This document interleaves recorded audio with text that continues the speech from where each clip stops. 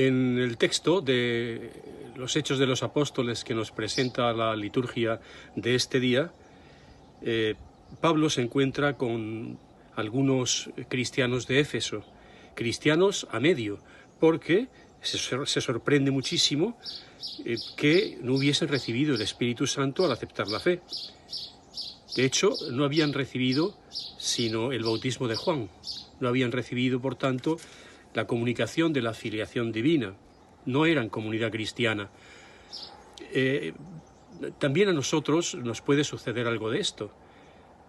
Ciertamente hemos sido bautizados y por tanto hemos sido configurados con Cristo con la fuerza del Espíritu Santo, pero es posible que tengamos bastante olvidada la presencia y por tanto la invocación al Espíritu Santo, que es el que, como bien sabemos, nos da la condición de hijos de Dios.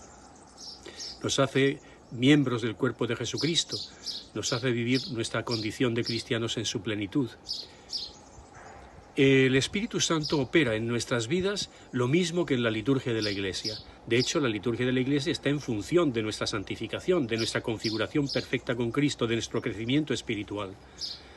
¿Qué es lo que hacemos siempre en cualquier sacramento, en la celebración de la Eucaristía, que es el que más visualiza esta dinámica sacramental?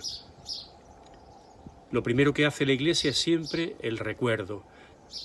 El Espíritu Santo, había dicho Jesús, os lo recordará todo. ¿Qué es lo que nos recuerda? Las acciones salvadoras de Dios en nuestra propia vida, en nuestra propia historia. Nos hace que los acontecimientos salvíficos del pasado no se borren, no se cancelen de nuestra memoria. Y los vivimos, por tanto, como historia de salvación, como acción de gracias. Es lo que litúrgicamente se llama la anamnesis. No solamente recordamos, sino que la Iglesia en los sacramentos invoca el Espíritu Santo. Impetra de Cristo que desde el Padre nos lo envíe. Es lo que técnicamente se llama epíclesis.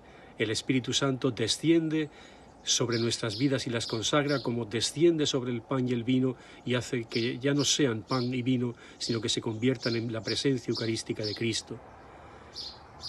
En función de la comunión, de crear el cuerpo de Cristo, de la sinaxis, la Eucaristía hace la Iglesia. La Eucaristía, al hacer que el yo de Cristo sea nuestro propio yo, nos pone en comunión del único cuerpo que Cristo tiene y unido a su cabeza, a Cristo cabeza. Y además, en la liturgia, no solo hemos visto ya la anamnesis, la epíclesis, la sinaxis, sino que está todo en función de una misión.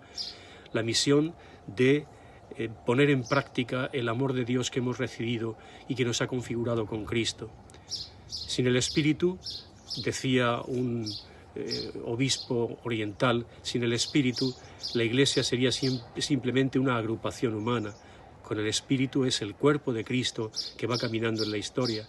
Sin el Espíritu Santo, los sacramentos serían puras acciones simbólicas y simplemente anamnéticas, recordatorias de actos que ya no tienen virtualidad en el presente. Con el Espíritu Santo son potencia salvífica de Dios que entra en nuestra historia. Sin el Espíritu Santo, Cristo sería simplemente un personaje del pasado y la moral sería una moral de esclavos.